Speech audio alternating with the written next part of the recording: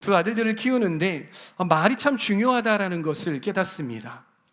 왜냐하면 얘네들이 말을 이렇게 하나씩 배워가면서 이 단어는 어디서 배웠을까라는 그런 생각을 하게 되는 단어도 말하고요. 그렇게 아이들이 말하는 것들, 말이 늘어가는 것들을 보면서 참 깜짝깜짝 놀랄 때가 있어요. 그런데 때로는 듣기 싫은 말이 나오기도 하고 어디서 많이 들어본 말이 제 귀에 들려집니다. 이 말이 어디에서 나왔을까 하고선 추적해 들어가면 여지없습니다. 그 말은 누구에서부터 왔냐면 저로부터 왔습니다. 그 말은 누구서부터 왔냐면 엄마로부터 왔어요. 그 말은 가족들로부터 왔다라는 사실, 선생님으로부터 왔다라는 사실, 그런 사실들을 깨닫게 됩니다. 그러면서 깨닫게 되는 것은 무엇이냐면 말이 참 중요하다라는 것입니다. 여러분, 크리스찬들에게도 말은 참 중요합니다. 우리가 어떠한 말을 사용을 하느냐가 상당히 중요합니다. 하나님은 말로 천지를 창조하셨습니다. 창세기 1장 3절 말씀을 보도록 하십시다. 창세기 1장 3절 말씀 다 같이 읽습니다. 하나님이 말씀하시기를 빛이 생겨라 하시니 빛이 생겼다. 어떻습니까? 하나님께서는 무엇으로 천지를 창조하셨습니까? 바로 말씀, 말로 천지를 창조하셨다라는 사실 우리가 알 수 있는 것이죠. 하나님이 인간들을 지으시고 인간들에게 허락해 주신 것이 한 가지가 있습니다. 그것이 무엇이냐면 인간들을 이 에덴 동산에 두시고 인간들이 무엇을 하나 유심히 지켜보셨어요. 근데 인간들이 무엇을 했냐면 이 피조물들을 인간들이 이 피조물들을 보고 이름을 짓기 시작을 하는 거예요. 너는 뭐야? 너는 뭐야? 너는 뭐야? 이렇게 이름을 짓기 시작을 하는 거예요. 그걸 보고 하나님께서는 어떠하셨냐면 참 기뻐하셨던 것 같아요. 그리고 하나님은 인간들이 그렇게 부른 이름을 인정해 주셨어요. 말씀 또 하나 보시도록 하겠습니다. 창세기 2장 19절 말씀 읽습니다. 시작. 주 하나님이 들의 모든 짐승과 공중의 모든 새를 흙으로 빚어서 만드시고 그 사람에게로 이끌고 오셔서 그 사람이 그것들을 무엇이라고 하는지 보셨다. 그 사람이 살아있는 동물 하나하나를 이루는 것이 그대로 동물들의 이름이 되었다. 아멘. 하나님께서 인정해 주셨어요? 안 인정해 주셨어요? 인정해 주셨다라는 거예요. 이렇게 인간에게 있는 하나님의 형상, 하나님을 닮은 것이 무엇이냐면 바로 말, 언어라는 것입니다. 그렇기에 우리 말에는요 무엇이 있다? 바로 권위가 있다, 권세가 있다, 힘이 있다라는 것을 우리는 알 수 있어요. 그러나 사탄은요 인간의 말, 언어 생활을 공격하기 시작을 했습니다. 우리 창세기 3장 1절 말씀을 보도록 하시겠습니다. 읽습니다. 뱀은 주 하나님이 만드신 모든 들짐승 가운데서 가장 간교하였다. 뱀이 여자에게 물었다. 하나님이 정말로 너희에게 동산 안에 있는 모든 나무의 열매를 먹지 말라고 말씀하셨느냐? 사탄은요 하나님의 말씀을, 그렇죠? 하나님의 말을 왜곡을 했습니다. 그리고 아담과 하와가 죄를 범했던 것도 이 사탄의 말 때문이었던 것이에요. 그리고 이 범죄한 아담과 하와가 어떻게 되었습니까? 말로 거짓말을 하고 그리고 말로 남을 탓하는 그러한 말을 하게 되었다라는 것입니다. 우리 그 밑에 있는 말씀 창세기 3장 12절에서 13절까지의 말씀을 함께 읽도록 하겠습니다. 시작. 그 남자는 핑계를 대었다. 하나님께서 저와 함께 살라고 짝지어 주신 여자, 그 여자가 그 나무의 열매를 저에게 주기에 제가 그것을 먹었습니다. 잠깐 여기서 멈춰보죠. 이 아담이 무엇을 하고 있습니까? 무슨 말을 하고 있습니까? 이 뉘앙스가 어떻게 느껴지십니까? 하나님께서 저에게 주신 그 여자 때문이에요. 그 여자가 하나님께서 저와 함께 살라고 짝지어 주신 그 여자가 그 나무의 열매를 저에게 주었기에 제가 그것을 먹었습니다. 먹을 수밖에 없었어요. 정죄하고 하나님께 고발하고 있죠. 그러면서 슬쩍 나는 죄가 없어요. 나는 죄가 없는 걸요. 말로 다른 사람을 공격을 하고 있는 것이. 그리고 뒤에 읽습니다. 하나님이 그 여자에게 물었다. 너는 어쩌다가 이런 일을 저질렀느냐? 여자도 핑계를 대었다. 세 번역이에요. 세 번역에 핑계를 대었다라고 이야기해요. 그러면서 뱀이 저를 꿰어서 먹었습니다. 말로 핑계를 대면서 변명을 하게 되는 것이죠. 이 말, 언어가 중요하다라는 것을 우리는 이 바벨탑 사건을 통해서도 잘 알 수 있습니다. 인간이 범죄하고 하나님에게까지 닿기 위해서 무엇을 쌓았습니까? 바벨탑을 쌓았어요. 그런데 하나님 보시기에 그것이 좋았습니까? 나빴습니까? 좋지 않았어요. 하나님께서 속상해 하셨어요. 그러면서 하나님께서 한 가지 조치를 내리십니다. 그것이 무엇이었습니까? 바벨탑을 하나님께서 천사들 내보내셔서 바벨탑을 부숴버리셨습니까? 아니에요.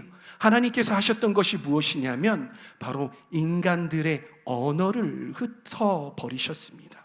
창세기 11장 8절 말씀을 읽도록 하겠습니다.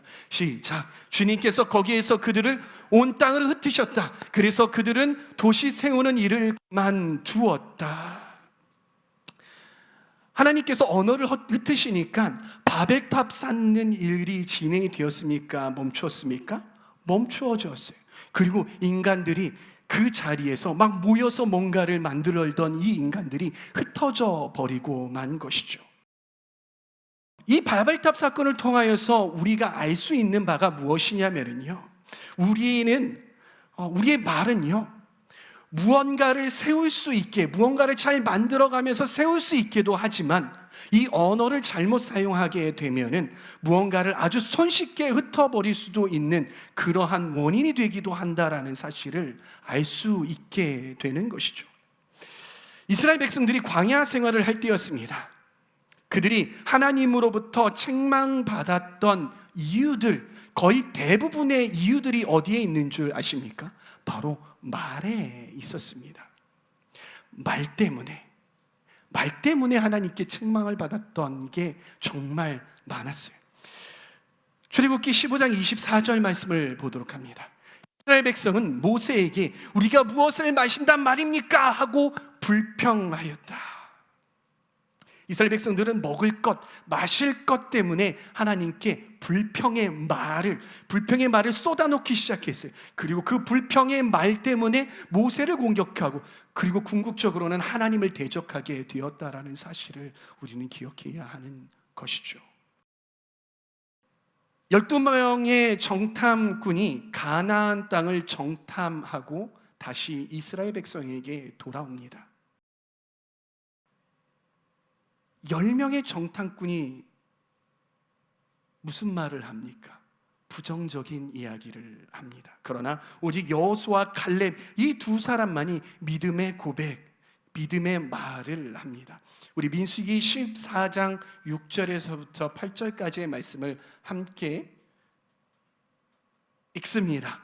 이번에는 여러분들이 크게 읽도록 하겠습니다. 시작.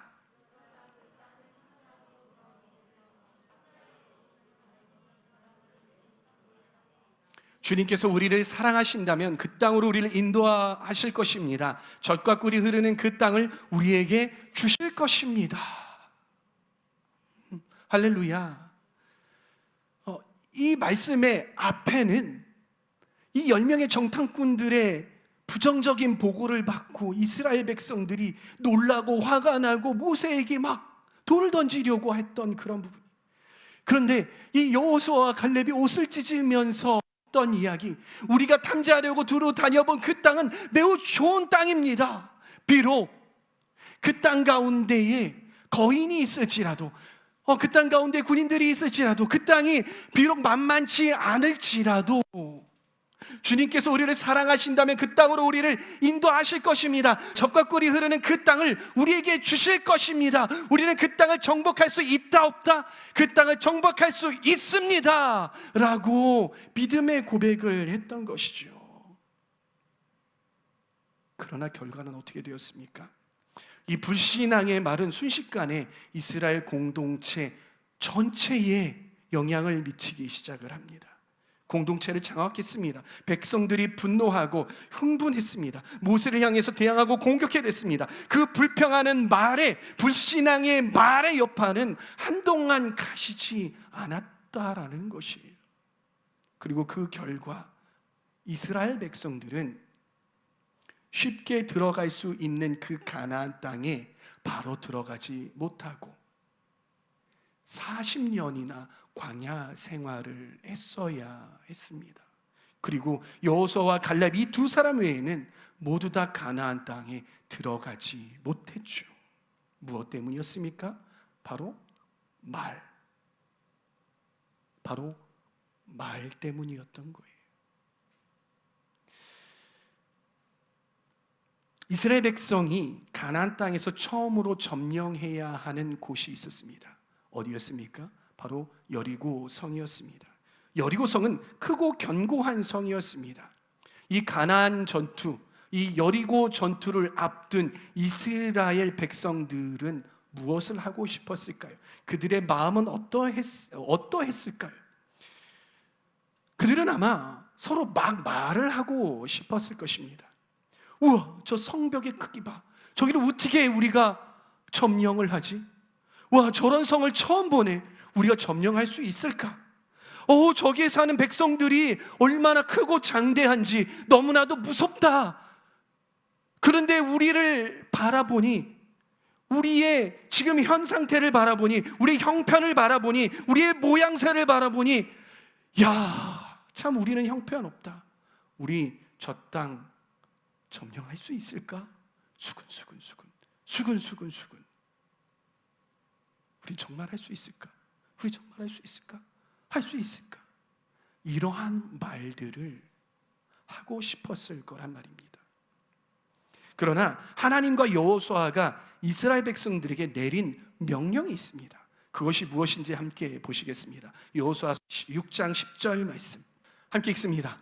여호수아가 또 백성에게 명령하였다. 함성을 지르지 말아라. 너희 목소리가 들리지 않게 하여라. 한마디도 입 밖에 내지 말고 있다가 내가 너희에게 외쳐라 하고 명령할 때에 큰 소리로 외쳐라. 명령이 무엇이었습니까? 너네 말하지 마. 이스라엘 백성들아, 너네 한마디 말도 하지 마. 그냥 다만 성벽을 돌라는 대로 돌아. 그리고 내가 명령할 때에, 내가 너에게 외쳐라라고 명령할 때 그때 외쳐. 어떻습니까? 이 말을 듣고도 참 많이 고민을 했을 것 같아요. 많은 생각들이 들었을 것 같아요. 야, 그게 어떻게 말을 한다고 외치란다고 그게 돌아서 이 큰 성이 우리가 막 그냥 바보같이 도는 거야. 바보같이 막 이렇게 도는 거야. 여기 나와 있잖아요. 야, 쟤네 며칠째 저렇게 돌고만 있어. 돌았나 봐. 막 이렇게 도는 거야. 그렇게 돌다가 외치라고 했을 때 와! 그렇게 소리친다고 해서 그 성이 무너지겠어. 막 이런 생각들이 막 들 거 아니에요. 그런데 그들은 어떻게 했습니까? 순종했습니다. 입 꼭 다물고 돌라는 만큼 돌았죠. 그리고 외쳐라 할 때 외쳤습니다. 그때 그 성이 어떻게 되었습니까? 그 성이 무너져 내려버렸습니다. 그 크고 장대했던 성이 무너져 내렸습니다. 정말 기적과 같이 무너져 내려버렸습니다. 이스라엘 백성들이 했던 건 무엇이냐면 입 다물고 돌고 외치라고 했을 때 외쳤던 것뿐이었습니다. 그 대단했던 여리고 성이 무너졌습니다. 무엇 때문입니까?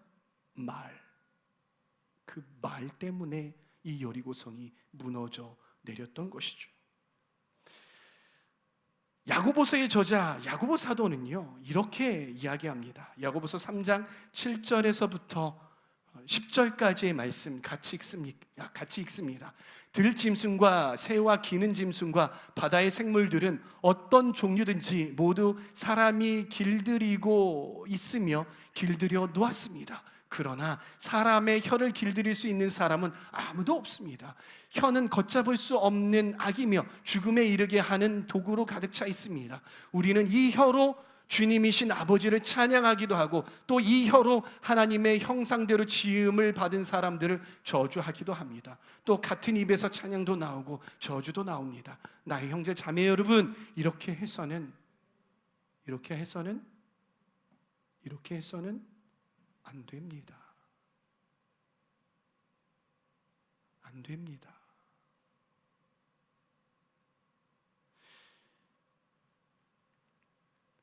여기서 말하고 있는 야고보 사도가 말하고 있는 말이 무엇입니까? 우리의 혀는, 우리의 입술은, 우리의 언어는 정말 작은 것 같지만 거기에는 엄청난 힘이 있다라고 야고보 사도가 말하고 있는 것이죠. 불과 같다고 하고요, 걷잡을 수 없는 악이라고도 표현하기도 합니다. 그리고 죽음에 이르게 하는 독으로 가득 차 있다라고 표현을 합니다. 그러나 혀를 길들이기 쉽다고 했습니까? 어렵다고 했습니까? 다른 짐승들은 모두 다 길들일 수 있고 길들여 오고 있지만 말은 그게 안 된다고 했어요. 그러면 어떻습니까? 우리는 이 길들여지지 않은 입을 우리의 마음대로 그렇게 사용해야 하는 것입니까? 우리가 말하고 싶은 대로 그냥 그렇게 말해야 되는 것입니까? 통제되지 않은 말을 그냥 그렇게 막 말해야 되는 것입니까? 불가능하다고 했잖아요. 그러나 그렇게 해서는 안 된다.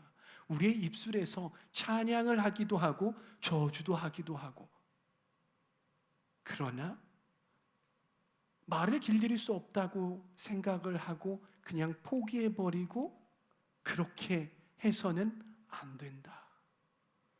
우리의 입술은 성령님의, 하나님 아버지의 뜻대로 길들여져야 한다.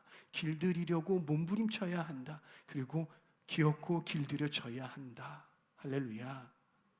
그렇게 되어야 한다라는 것이죠.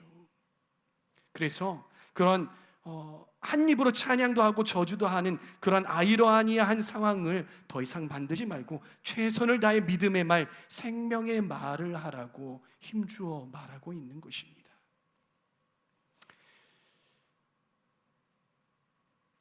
제가 어렸을 때부터 어떤 집회에 가면은요, 나이 드신 목사님들이 꼭 하시는 말씀들이 있었어요.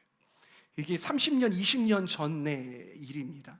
그 말이 무엇이냐면, 먼저 올라오셔가지고, 강단에 올라오셔가지고 저희들 한번 쑥 훑어봅니다. 쑥 훑어보면서 하면서 막 혀를 차는 거예요. 아이고 어쩔래 이러는 거예요. 아이고 불쌍한 것들 어쩔래 이러시는 거예요. 그렇게 막 주의를 환기시키면 막 우리가 막 갑자기 그 목사님을 쳐다보면서 뭐지? 내가 뭘 잘못했나? 막 이렇게 되는 거예요. 막 내가 굉장히 가련한 사람이 되는 거예요. 그러면서 말을 떼시는 말씀이 무엇이냐면, 나 때만 해도 조금만 은혜 받으려고 나아가고, 나 때만 해도 조금만 기도하고 조금만 예배하러 나오면 하나님께서 은혜를 펑펑 주시는데, 요즘 시대는 그렇지 않아. 요즘 시대는 신앙생활하기 참 어려워. 그런데 미래는 어떻게 할까? 니네를 보니까 참 기독교가 참, 아이고 어떻게 될지 모르겠다. 저봐 자는 인간 있네. 죽어가고 있어. 잠들어가고 있어. 이 다음 세대 어떻게 할 거요? 잠들어 있는 세대 어떻게 할 거요? 이런 말씀을 하시는 거예요. 강사님이 그런 말씀을 하고 가시면 어른들의 마음에는,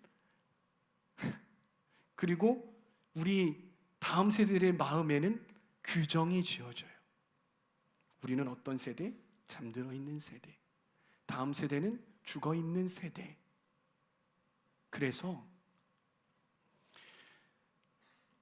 어떤 선택을 할 때도 믿음의 선택을 하는 것이 아니라 꼭 한 발짝 뒤로 물러나고 현상을 유지하려고 하는 그러한 선택을 내리기도 하고요.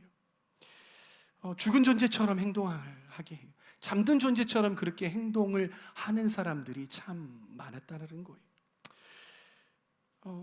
그런데 문제는 무엇이냐면 20년이, 30년이 지난 지금도 정말 많은 사람들이 다음 세대를 규정을 할 때에 죽은 세대라고 규정을 해요. 잠들어져 있는 잠들어가는 세대, 혀 찌찌찌 하면서 마치 아무것도 할 수 없는 그런 세대로 이야기한단 말입니다.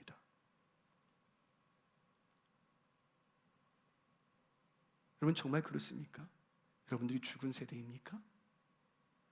여러분들이 잠들어져 있는 세대입니까? 제가 신학교를 갔을 때였어요. 신학교를 가서 10년 전이죠.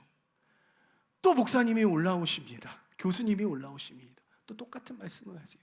혀를 찌찌찌찌 하면서 내가 목회를 할 때는 말이요, 내가 무슨 설교를 해도 성도들이 아멘 아멘 하면서 따라오고 그랬는데 요즘 세대는 그렇지 않아.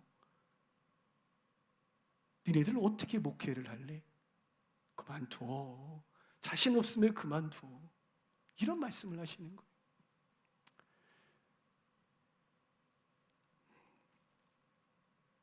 전 그게 너무나도 속상했습니다. 전 그게 너무나도 마음이 아팠습니다. 그런 말씀을 하실 때마다 제가 어떻게 하냐면 안 들려요. 목사님한테 가가지고 따지고 싶었어요. 그 교수님한테 가가지고 따지고 싶었어요. 목사님, 교수님, 그런 말씀하지 마십시오. 우리 다음 세대는 여전히 살아있습니다. 우리 다음 세대는 여전히 열심히 하나님을 향해서 기도하며 나아가고 있습니다. 핸드폰으로 이 다음 세대들이 열심히 하나님을 향해서 부르짖는 그 모습을 막 보여주고 싶었어요. 그러면서 다음 세대를 그렇게 규정하지 말아주셨으면 좋겠습니다. 그것을 듣는 다음 세대들은 마치 자신들이 그러한 세대로 여긴단 말입니다. 그런 이야기 하지 말아주셨으면 좋겠습니다. 기성세대가 생각하는 방향과 기성세대가 생각하는 방향성과 색깔들이 조금 다르다고 해서 다음 세대들이 죽은 것 아닙니다.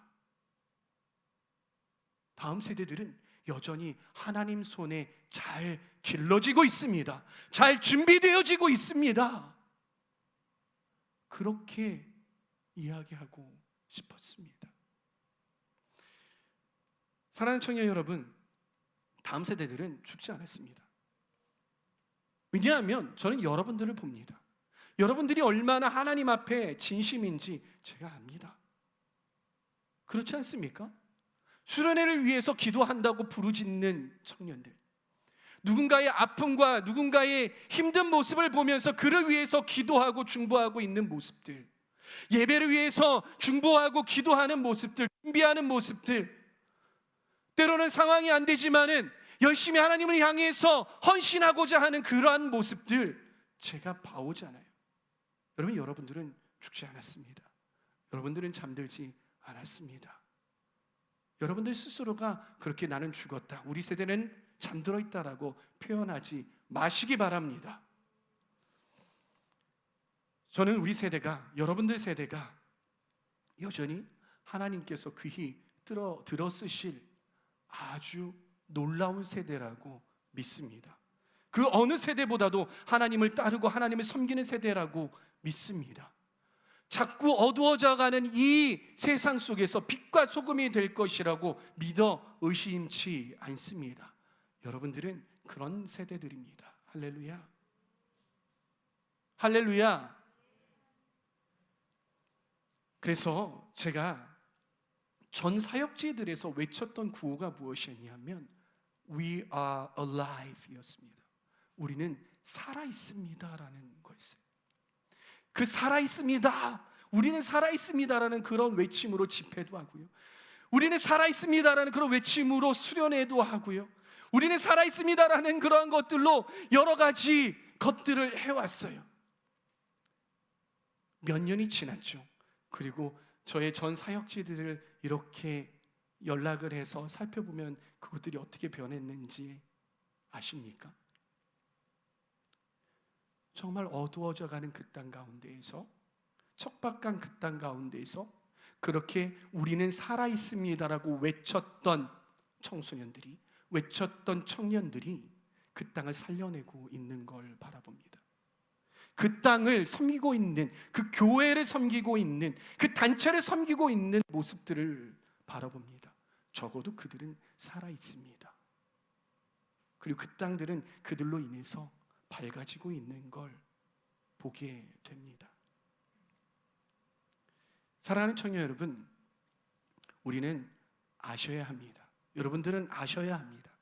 시대적으로 지금 이 시대가 얼마나 중요한 시대인지, 나라적으로 지금 이 시기가 얼마나 중요한 시기인지, 우리 교회적으로도 지금 이 시기가 얼마나 중요한 시기인지, 그리고 우리 청년부적으로도 이 시기가 얼마나 중요하고 얼마나 촌각을 다투고 있는 그러한 시기, 무엇을 선택하느냐에 따라서 많은 것들이 변할 수 있는 그런 시기라는 것. 누군가는 위기라고 말하지만 우리는 신앙으로 그것들을 바라볼 때 기회다라고 말할 수도 있는 것이죠. 우리는 그러한 시대에 살고 있습니다. 그런데 여러분들은 입술을 열어서 무엇을 말하고 있습니까? 여러분, 무엇을 말하기로 결정하고 무엇을 말하고 있습니까? 어떠한 말을 하고 계십니까? 한번 돌아보시기 바랍니다. 여러분들의 언어가, 여러분들의 말이 어떠한 말을, 어떠한 언어를 사용하고 있는지, 여러분들의 언어가 이 이스라엘에서 가나안 땅으로 정탐한 12명 중에 이 10명처럼 부정적인 말, 안 된다는 말, 불신앙의 말을 하고 있지는 않습니까? 저는 저와 여러분들이 여호수아와 갈렙처럼 믿음의 말, 믿음의 선포하시기를 바랍니다. 이래서 안 된다, 저래서 안 된다, 이래서 힘들다, 이래서 이러한 일은 해본 적이 없다, 이러한 말을 하는 것이 아니라 우리는 할 수 있다, 우리에게 하나님께서 능력을 주셨다, 우리는 이 모든 것들을 잘 감당해낼 수 있다, 괜찮다, 할 수 있다, 해보자, 우리는 할 수 있다, 주님께서 우리와 함께 계시지 않냐, 이러한 말이 우리 안에 있기를 소망합니다. 우리가 믿음의 말, 도전의 외침, 믿음의 선포를 할 때 하나님께서 그렇게 이행해 주실 것입니다. 그러나 우리가 불신앙의 말, 절망의 말, 불가능하다는 말을 할 때는 우리는 또 그렇게 살게 될 수밖에 없다는 사실 기억하시기 바랍니다. 그래서 여러분들은 어떤 말을 하시겠습니까? 저는 저와 여러분들의 입술에서 이러한 말이 선포되기를 소망합니다. 하나님이 우리와 함께 하십니다. 그러기에 우리에게는 불가능이 없습니다. 하나님이 이렇게 하찮고 부족한 우리도 위대하게 들어 쓰실 것입니다. 그리고 그렇게 지금도 일하고 계십니다. 그러기에 우리는 그 어느 때보다도 어두운 세상 가운데 살지만 우리는 이 세상 가운데 빛과 소금이 될 것입니다. 세상이 우리를 감당하지 못하는 그런 존재로 우리를 주님께서 만들어 주셨습니다. 우리 그렇게 세상 가운데 나갈 때 세상이 변화되게 될 것입니다. 우리는 주님의 순결한 신부가 될 것입니다. 우리 공동체는 앞으로도 하나님이 이 세상을 감당하는 귀한 공동체로 만들어 주실 것을 믿어 의심치 않습니다. 하나님께서 우리 공동체를 그렇게 사용하실 것입니다 라고 외치시는, 믿음의 말을 하시는, 믿음의 선포하시는 저와 여러분들 다 되시길 바랍니다. 그래, 사랑하는 청년 여러분, 여러분들의 언어를 믿음의 언어로 바꾸십시오.